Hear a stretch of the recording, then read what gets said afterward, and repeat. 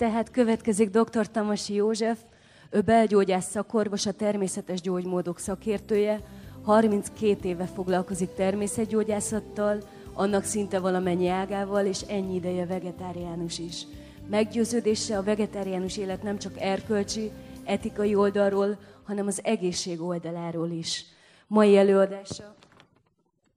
Mai előadása miként győzhető meg egy páciens, hogy a vegetárius étkezés kedvezőbb számára, tapasztalatok a praxisomból. Fogadják őt szeretettel!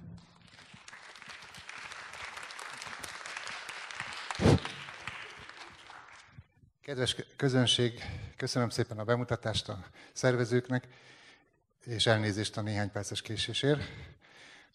Bele is csapnánk az előadásba. Magamról talán annyi kiegészítést, hogy valóban 32 éve vegetárius vagyok, de tavalyi vegetárius fesztivál óta vegán is. Akkor néhány olyan hatás ért, aminek révén elkezdtem a tejmentes és a tojásmentes étrendet, tehát teljesen növényi alapon táplálkozom.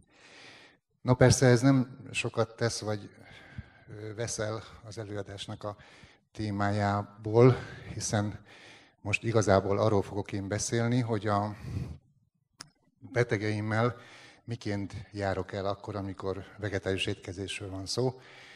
És hát tudjuk azt, hogy az ember hiteles tud akkor is lenni egy dohányzás leszoktatás során, hogyha előtte nem szokik rá dohányzásra, igaz? Tehát biztosan az ember tud érvelni annak ellenére, hogy esetleg nem tökéletesen ugyanazt a táplálkozást folytatja, mint amilyen diétát javasol a páciensnek. De zárójelben azért megjegyzem, hogy hitelesebb talán, és egy kicsit nagyobb a nyomatéka akkor, ha az ember a saját példájával is tud érvelni. Nos, van egy vízióm, ez pedig az, hogy szerintem egy 30 év múlva eléggé közismert lesz a vegetárius táplálkozás. Nagyon sok lényegesen nagyobb része a népességnek vegetáriusan táplálkozik. Ennek több oka van. Mégpedig véleményem szerint lesz egy gazdasági kényszer. Leginkább ma ez mozgatja a világot. A gazdasági kényszer arról szól, hogy az embereknek át kell gondolniuk, hogy mire költik a pénzüket, és a társadalomnak, az államgépezetnek át kell gondolnia, hogy mit támogat. És mivel ez a fajta életmód lényegesen olcsóbb, mint a húsevő, én ezt predán táplálkozásnak nevezem, ezért ez a gazdasági kényszer ez biztos, hogy nagy nyomatékkal fog alatba esni. A másik, hogy egyre többen megértik az értelmét, hogy miért jó a vegán táplálkozás, mitől egészségesebb, és miért jobb az egész élővilágra, a környezetre. És egy idő után véleményem szerint a húsevők ellen fognak fordulni az a többség, aki már vegán táplálkozást folytat, mert összehasonlíthatatlanul nagyobb teret vesznek el a húsevők az emberek számára biztosított javakból, mint azok, akik növényi táplálkozáson élnek. Tehát ez olyasmi, mint a dohányzás, hogy egy ideig tűrték a nem dohányzók, hogy a dohányzók mindent összepöfékeljenek és passzív dohányosokká váljanak, majd egy idő után a jog is utána ment ennek, és kiszorítottak kis kalickákba a dohányzókat, hogy akkor ott lehet dohányozni, és akkor mérgezzétek egymást, de az egész teret azt nem lehet összefüstölni. Véleményem szerint ugyanez lesz a vegán táplálkozással is, hogy egy idő után, miután bebizonyosodik mindenki számára, hogy ez lényegesen kedvezőbb, kevesebb egészségügyi kockázattal jár, lényegesen olcsóbb a társadalomnak, kevesebb egészségügyi költség van, a környezetet kevésbé mérgezi, ezért egy idő után biztos vagyok benne, hogy ennek lesz egy ilyen fajta vonulata is majd. Hát nem tudom, hogy ez az én életembe következik ebben, vagy a gyerekeimébe, de minden esetre nem olyan messzi távoli jövőben. És ennek már megvannak egyébként a jelei, hiszen a láthatjuk, hogy a hivatalos tudományos oldal az már egyre inkább mögé áll. Addig, amíg mondjuk a tavalyi vegetárius fesztiválon olyanokat mondtam, hogy vannak tudományos adatok emellett. Most azt tudom mondani, hogy vannak már egész trendek, amelyek arról szólnak, hogy a vegán táplálkozást minden kritika nélkül propagálni kell, és az orvosok számára is egyfajta... Vannak már továbbképzések, például az Egyesült Államokban, amelyek kifejezetten a házi orvosoknak szólnak, és arról szól, hogy hogyan tanítsák meg a vegán étrendet a pácienseknek, mert a hivatalos álláspont szerint ez kevesebb betegséghez vezet. Jelenleg azonban a helyzet az ugye nem ugyanez, lényegesen több a húsevő, mármint aki húst is eszik. Bizonygatni kell, hogy a normalitás nem az, amit a döntő többség művel. A teljes államgépezet mellé, a predán táplálkozás mellé áll, jogszabályok, a földművelésügy. Látjuk, hogy Magyarországon is a jelen politika mekkora pénzeket állít a húsipar mögé azért, hogy az életben maradjon. Ez nyilvánvalóan egyfajta társadalmi igény jelenleg, de ez biztos, hogy a jövőben majd egy idő után változni fog. Tudjuk, hogy a húsipar, tejipar az nagyon szorosan együtt mozog, a reklámipar, a tudomány, a közbeszéd mind ugyanarról szól. Nem a vega életmódot támogatja jelenleg az ellátórendszer sem, bár sok helyen már lehet kapni olyan élelmiszereket, amelyek megfelelőek a vegetárius táplálkozás számára, de még ennek a területi lefedettsége viszonylag kicsiny. Tehát minden sarkon nem lehet hozzáférni ezekhez. A tudomány sem, az egészségügy sem foglalkozik még eleget mondjuk Magyarországon ezzel a táplálkozásmóddal, hanem sokkal inkább azt tekinti normalitásnak, hogy valaki húst is eszik. Nincs, vagy nagyon nagy a tudathasadás az állati élet védelme tekintetében. Tudathasadásról azért beszélek, mert például ugye vannak az állatvédők, akik mindenféle nagyszerű akciókat terveznek, megmentik a kihalóba lévő állatfajokat, tigriseket, hasonlók, de közben húst esznek, amivel ugye állatok ezreit pusztítják el. Vagy ugye kedvenc házi állataik vannak, de ugyanakkor az asztalon meg húst esznek. Tehát ezek, hogyha az ember egy kicsit belegondol, akkor azért ezek nem férnek össze, ezek a dolgok egymással. De a közgondolkodásban ez jelenleg nincsen letisztázva, nincs is róla beszéd. De ugyanígy a környezetvédők is, hiszen tudjuk azt, hogy a legnagyobb környezeti károkat a hústermelés okozza. A víz felhasználásában, a metángáz termelésével, a környezetszennyezéssel, amit a húsipar okoz, illetve hát láthatjuk, hogy az erdőket kivágják mindenfelé. Dél-Tirolban, ahol a gyönyörű hegyeken ott vannak az erdők, egyre több ilyen legelők létesülnek. Miért? Nagyon szép zöld. De mi az értelme, amikor ránézek, akkor mindig az jut eszembe, hogy ez csak azért van, mert az állatokat tartják. És hogyha állattartás nem lenne, akkor erdő lenne ott is. Jó, ha valaki vegetárius. Mindenképpen jó. Magának is jó, meg a környezetének is. Egészségesebb lesz az egyén, teljesítőképesebb, gazdaságosabban él és nyugodtabban él. Másoknak, a környezetnek is hasznos, hiszen például 30%-kal csökken az ember úgynevezett ökolábnyoma. Bizonyosan hallhattak már ilyen előadásokat, lehet, hogy ezen a fesztiválon is. 90%-a kevesebb édesvizet használ fel az ember, hogyha nem eszik húst, hiszen az állatok, illetve a hús megtermeléséhez óriási mennyiségű vizet használ el a földművelés. És kevésbé terheli az egészségügyet is, és egyszerűbbé teszi a társadalmat. Megértés szükséges, hogy a vega életmód jobb, mint a húsevő, hogy az a normális, hogy nincs más esély az egészséghez, hogy a világ jár tévúton és nem ő maga. Az állati termékek csak ártanak az embernek. A húsipar, tejipar értelmetlen, az élő és élettelen környezet értelmetlen kirablását végzi. És ezért változtatni kell. Mi mindenen kell változtatni, a gondolkodásunkon, az életmódon, magatartásunkon, értékrendünkön, szokásainkon. Ugye a szokások megváltoztatása az igen komoly feladat, és ahhoz, hogy az ember a szokásain változtasson, ahhoz egy programra van szüksége, de legelőször is egyfajta belátásra, meggyőződésre, mert annélkül a nulla pont nincs meg, a startpont nincs meg ahhoz, hogy az ember változtatni tudjon. Milyen akadályok merülnek fel a változtatás kapcsán? Hát vannak családi, szociális, környezeti akadályok. Ugye a környezetünk valószínűleg nem ugyanakkor akar vegetárius lenni, amikor mi, ezért lépten-nyomon akadályoznak bennünket. Van előítéletük, van kritikájuk, viccelődnek, kifiguráznak bennünket. És hát a közbeszédben is ugye ez egy ilyen vicc téma, hogy valaki vegetáriussá válik, vagy sem.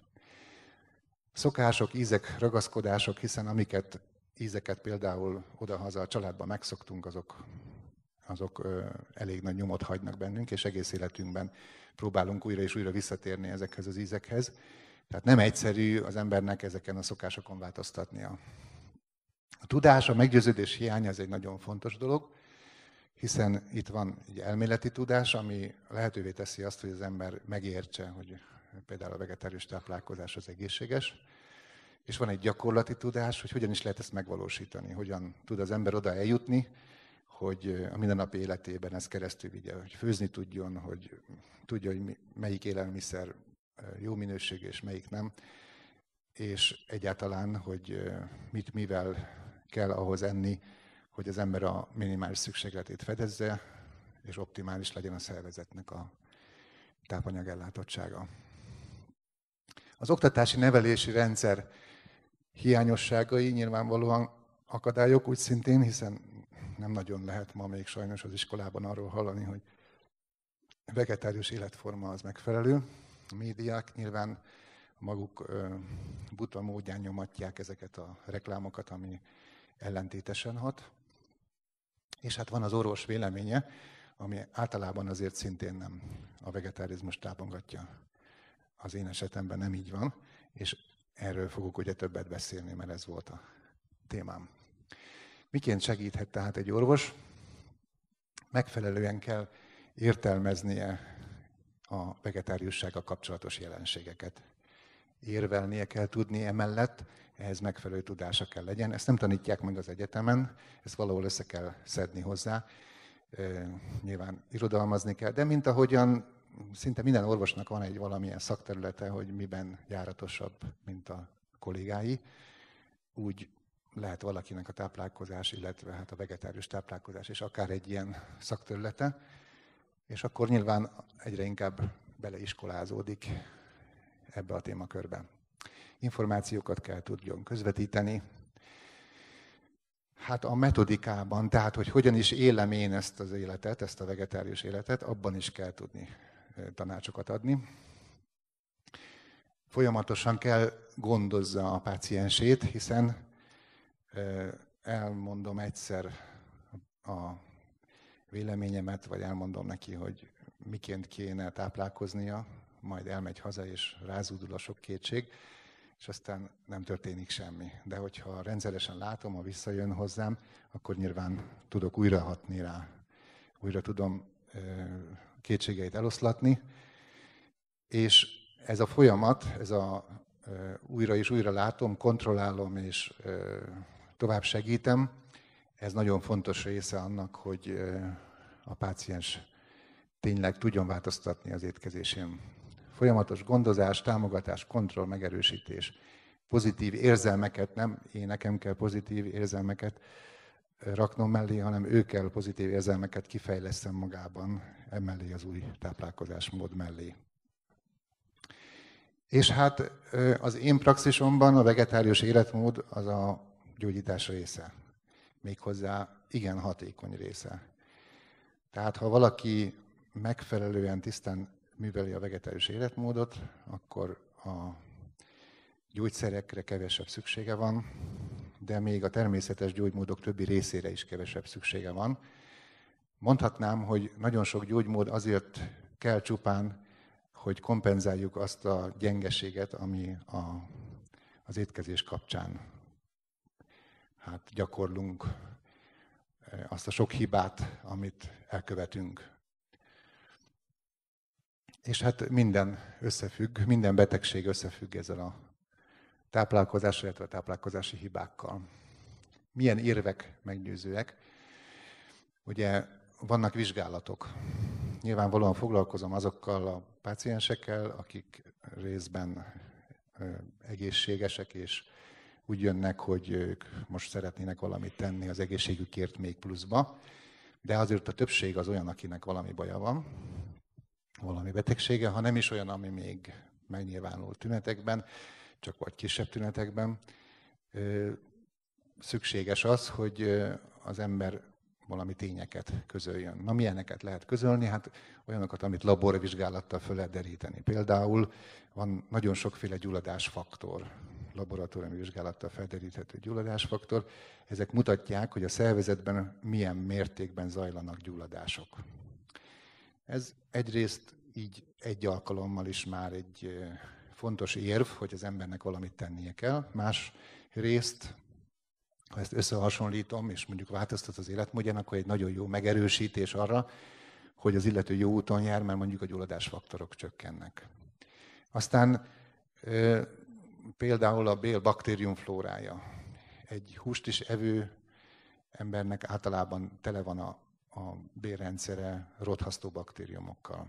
Én rutinszerűen csinálok olyan baktériumflóra vizsgálatokat, amiben a legfontosabb baktériumoknak az aránya kimutatható, és ott lehet látni azt, hogy mondjuk Escherichia coli, Clostridium, Enterokokkuszok, olyan baktériumok, amelyek a húsevő életmód mellett gyakoriak, azok túlszaporodottak.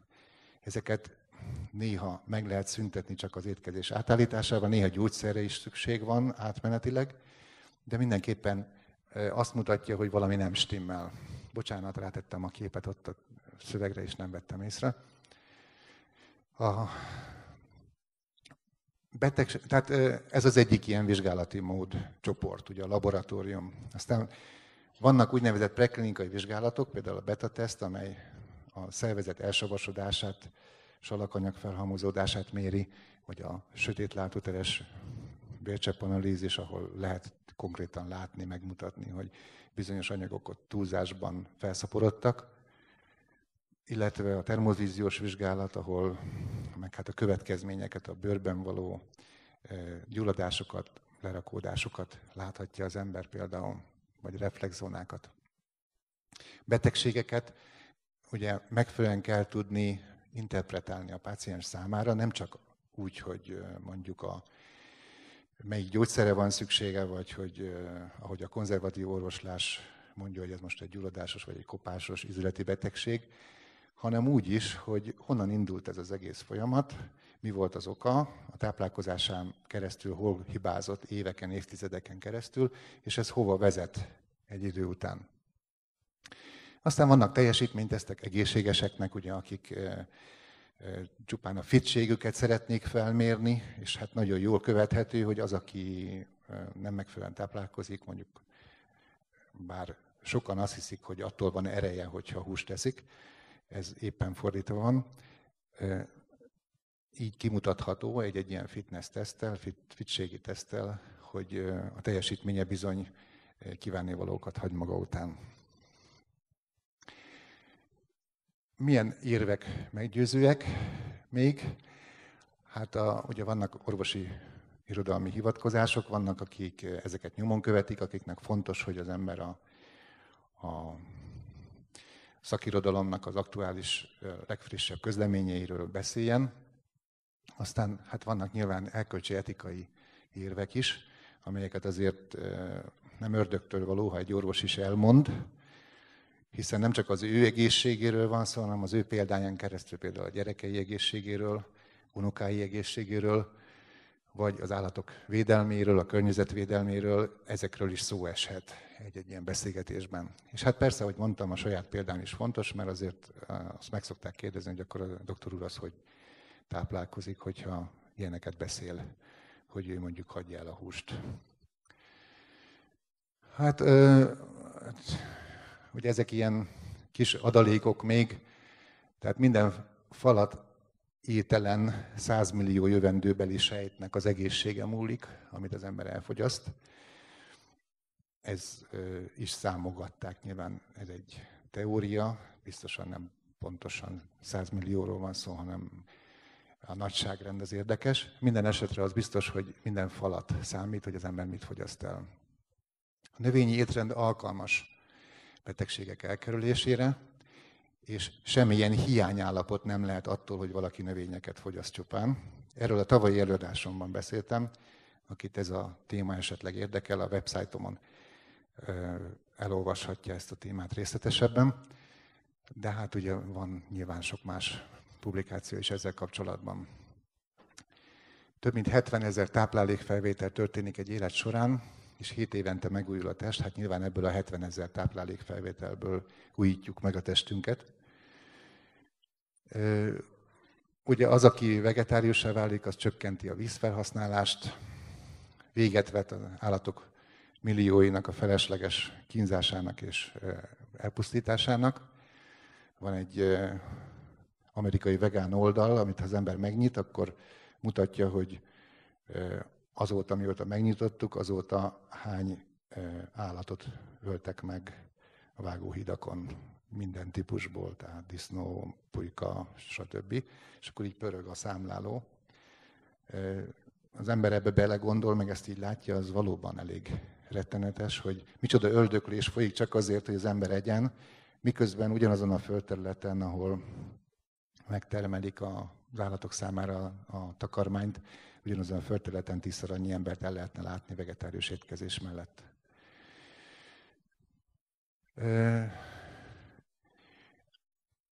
Igazából azzal az étrenddel, amit az átlag magyar ember például fogyaszt, tehát húst is eszik, és mellette növényeket is, azzal sokkal több a gond, mint a csak vegetárius étrenddel. Tehát ha így összeszedjük, hogy mi mindent kell megvizsgálni, hogy benne van-e elegendő mennyiségben, illetve van-e túlzott mennyiségben, tehát aminósavakat, vasat, B12-t, kreatint, szénhidrátokat, baktériumok, rostok, stb., akkor azt láthatjuk, hogy ez a fajta étrend, amit az átlag állampolgár folytat, az a jóval több probléma van. Ez csak egyszerűen egy propaganda gépezet, ami mögött áll, és ami azt súlykolja, hogy a vegetárius táplálkozása, vagy a vegán táplálkozása valami gond lenne, ahhoz képest, ami a normális. Hát mi a normális? Nem az a normális, amit a ma köztudatban ismerünk normálisként, vagy mindenki hisz normálisnak. Szóval minden betegség gyulladással indul, vagy a legtöbb betegség gyulladással indul. Értem ez alatt még a daganatokat, értem ez alatt az ízületi betegségeket, sőt még az úgynevezett kopásos ízületi betegségeket is.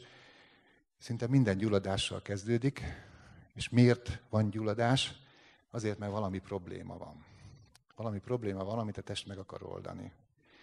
A problémát általában a táplálkozásunk okozza. Nyilván a gondolkodásunk is, hiszen van egyfajta pszichés háttere is ennek, de a táplálkozás materializálja először ezt a problémát azzal, hogy nem azt viszi be, amire a szervezetünknek éppen akkor szüksége van. Miért nem azt viszi be? Azért, mert másféle elképzeléseink vannak a világról, mint ami annak a harmóniáját biztosíthatná. Tehát egyfajta megoldandó problémát, harcot szimbolizál ugye a gyulladás, és ez a gyulladás ez nem is szűnik meg attól, hogy az ember oda ráken valami gyulladáscsökkentőt vagy antibiotikumot szed. A gyulladás sajnos az megmarad a szervezetben, ha a probléma megmarad. Márpedig, hogy a táplálkozásnak a megváltoztatása, mondtuk, az egész gondolkodás megváltoztatását igényli. Minden állati termék salakanyagokat képez a szervezetben.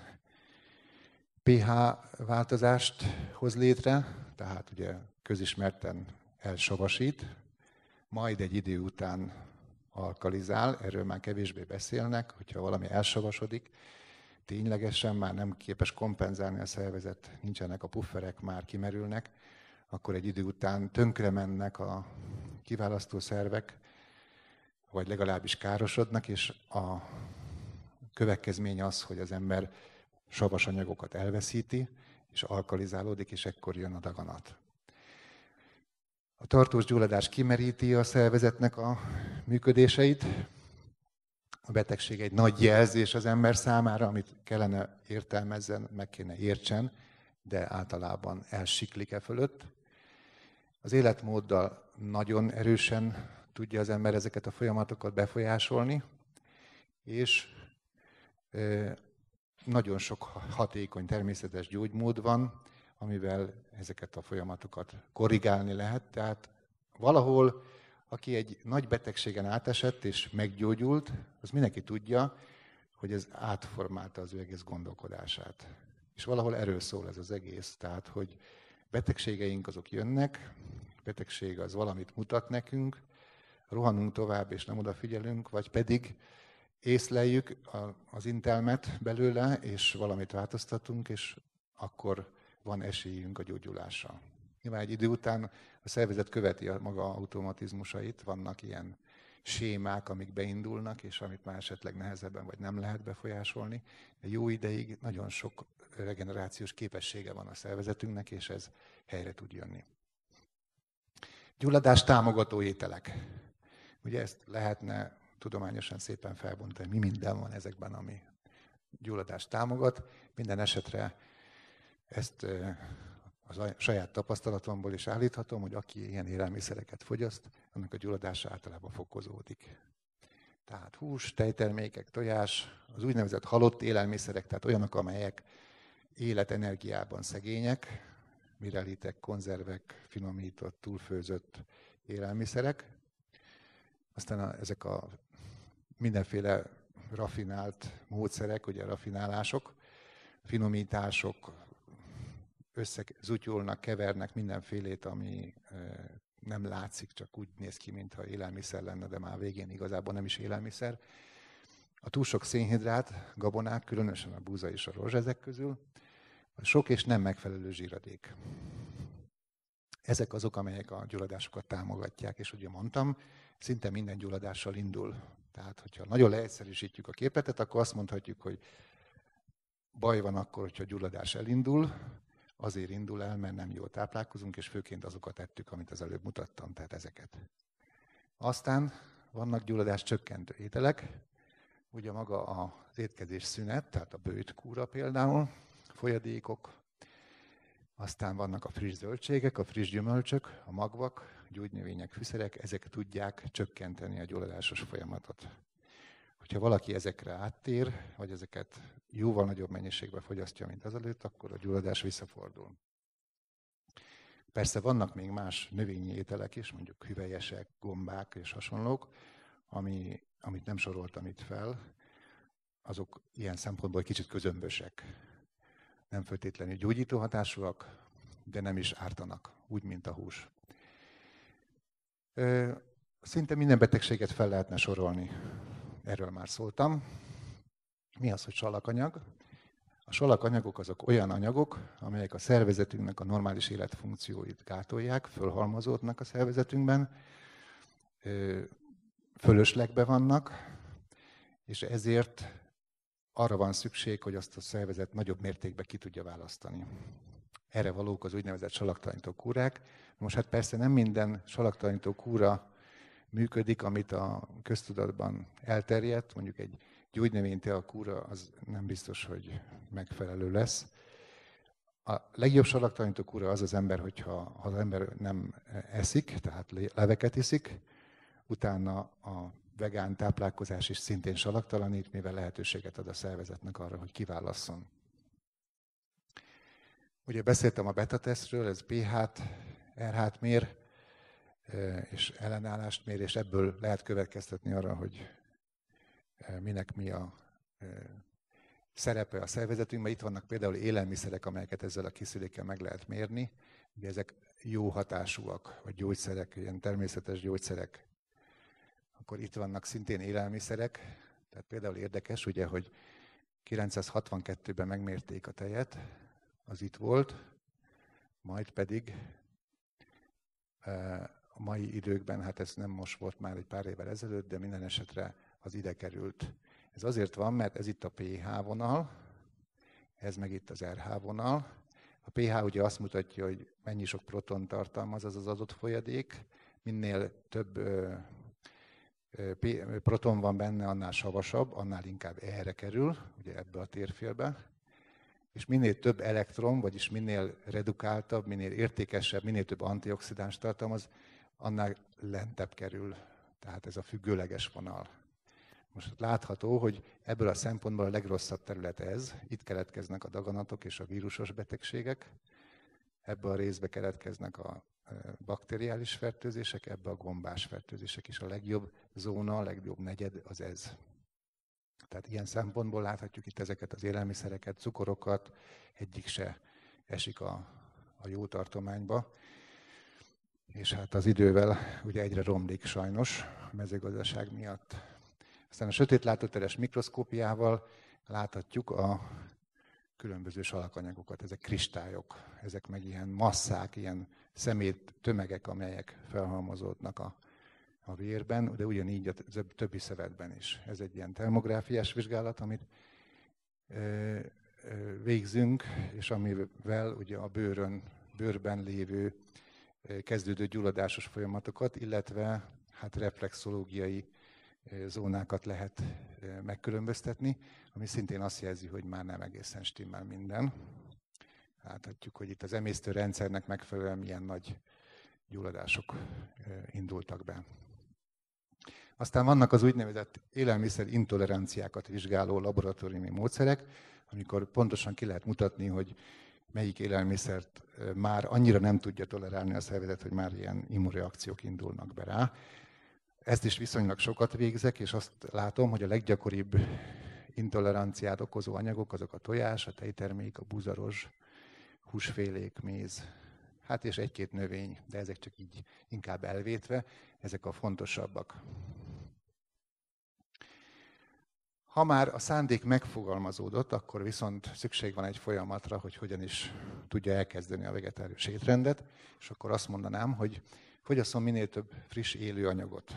Nem feltétlenül az a cél, vagy azt kell mondja az ember, hogy már pedig legyen vegetárius vagy vegán, hanem azt mondanám inkább, hogy minél több növényt fogyasszon. Ez Amerikában is most már vannak ilyen programok, ahol úgy mérik, hogy hát ugye az átlag lakosság az 10% alatt fogyasztja a növényi az értékes, a teljes értékű növényi anyagokat. Tehát nem a fehér lisztre gondolok, meg nem a gyümölcslére, meg a konzerv borsóra, hanem az értékes növényi anyagokra, és az általában 10% alatti. Ha valaki eléri már a 20%-ot, az már nagyon jó. 40%, nyilván 60% ez további javulás. 80% felett lehet mondani, hogy az már tényleg hatékony betegségmegelőzés vagy gyógyítási tényező. Fontos, hogy az ember nehezen tűri a táplálkozásmentes időszakokat, és ott csinálja a legtöbb hibát. Tehát amikor valakinek tele van a hűtője mindenféle finomsággal, ugye, amit ő addig finomságnak gondolt, akkor nagyon nehéz egy életmódváltást csinálni. Az első az, hogy a hűtőt ki kell takarítani. És oda olyanokat kell betenni, amit az ember szívesen nassol, szükség esetére, mondjuk mit tudom én, zellerszálat egy kis természetes zöldségekből elkészített szósszal, vagy sárgarépát, vagy gyümölcsöt, vagy valami hasonlót, és azt az ember akkor is, hogyha nassol, azzal nem sérti a megváltoztatott táplálkozását. Aztán tejterméket azt érdemes teljesen kihagyni az étkezésből, az csak kárt okoz. Igazából azt mondhatnám, hogy nagyon rossz a hús, de én a tesztekben, a laboratóriumi tesztekben a tejterméket még rosszabbnak látom. Úgyhogy semmiféle tejet, a sajtra is értem ezt, a sajtot is mindenképpen ki kell hagyni ahhoz, hogy az ember eredményeket érjen el. Helyettesíteni kell a cukrot mindenféle más természetes édesítőkkel. Én nem feltétlenül a mézet ajánlom, de még az is jobb, mint a cukrozott élelmiszer. Az ember figyeljen oda nagyon, hogy mit eszik. Legyen nyugodtan, mondanám úgy, hogy cukornáci, tehát hogy nyugodtan kapja elő a üveget és nézze meg, hogy mi van benne. Ha van benne cukor, akkor jobb kicserélni azt az élelmiszert valami másra.